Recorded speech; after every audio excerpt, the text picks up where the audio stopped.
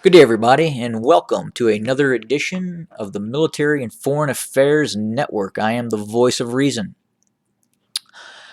So, in the last 24 hours, the President of the United States, Joe Biden, had a 2 hour phone call with Xi Jinping, the chairman of the Chinese Communist Party and leader of that nation.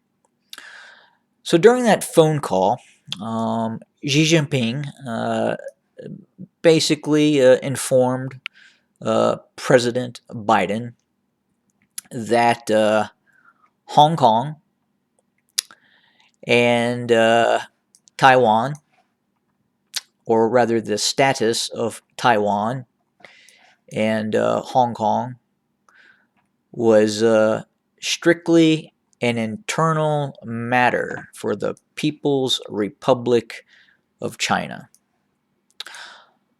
Well, I would say the issue of Hong Kong has been decided, as the Chinese military has occupied Hong Kong. There are large amounts of security forces inside of Hong Kong, and for all intents and purposes, China rules Hong Kong. Now, as for an internal matter reference Taiwan, I would have hoped that Joe Biden would have informed the leader of the People's Republic of China that it is nice to want things in regards to Taiwan being an internal matter, because Taiwan is simply not an internal matter. Taiwan is an independent state with its own government, its own laws, its own currency, and most importantly, its own military, which prevents the People's Republic of China implementing its policy towards Taiwan, as Taiwan is an internal matter, which it is not.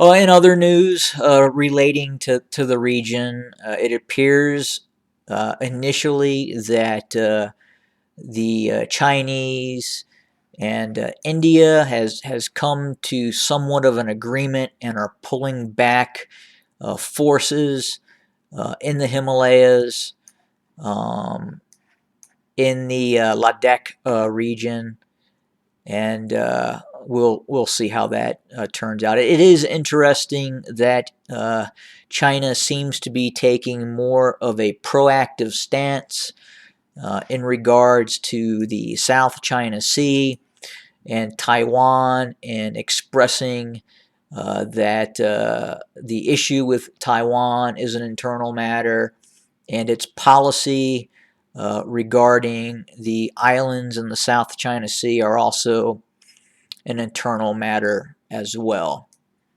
But I believe the United States is going to draw a line, obviously, with Taiwan.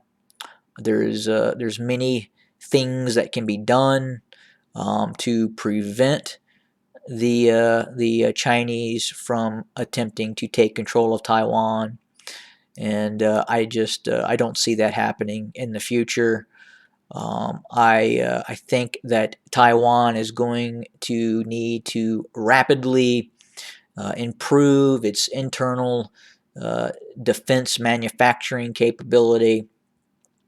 It's currently upgrading all its F-16As and Bs to the F-16 Viper version. They've also built an upgrade in manufacturing and repair facility inside of Taiwan. They could also assist other nations in the repair and upgrading of other nations' F-16s as well.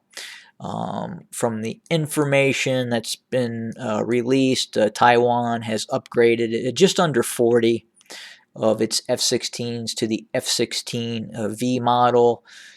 these F-16Vs or Viper versions have much more advanced avionics, better radars, and is just a better package in terms of its sensor suite, so to speak.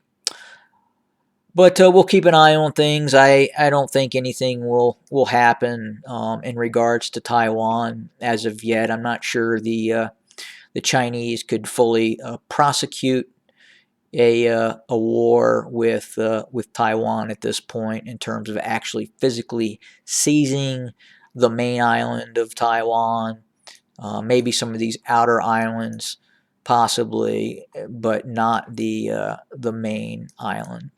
And another concern, apparently, it is reported that when Joe Biden met with other lawmakers about his meeting with the communist leader.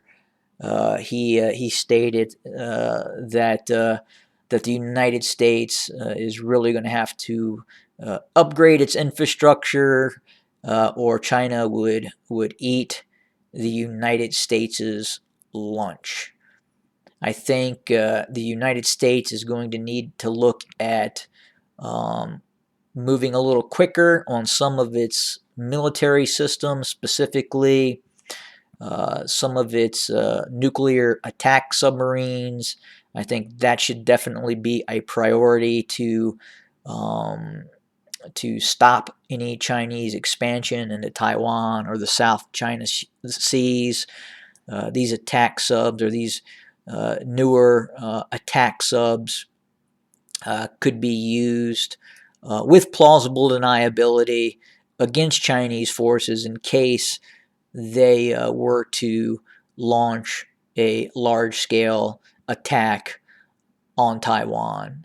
I think the Virginia program is of great importance, and building those attack submarines is of vital interest to the U.S. military. And then obviously the new next generation stealth bomber. I think that definitely needs to be fast tracked.